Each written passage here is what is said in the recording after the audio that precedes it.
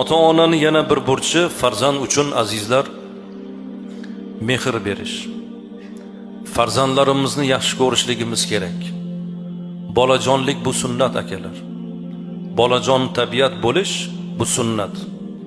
Payg'ambarimiz alayhissalom bir kuni namozda sajdada juda uzoq qolib ketdilar. İmomatchiliklarida namozdan keyin sahobalar ya Rasululloh, namozda sizga bir vahiy nosil bo'ldimi? Juda ham sajdada uzoq qoldingiz deb so'rashganda Sarvari koinot aytdilarki, sajdadagi holimda ikki nabiram Hasan va Husayn kelib yelkamga minib olishibdi.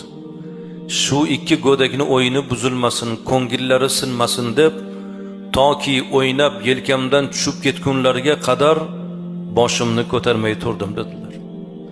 Ikki bolani o'yini uchun, ko'ngli uchun namozni, jamoani namozini to'xtatib turdilar, kechiktirib turdilar. Mana bu bolajonlik.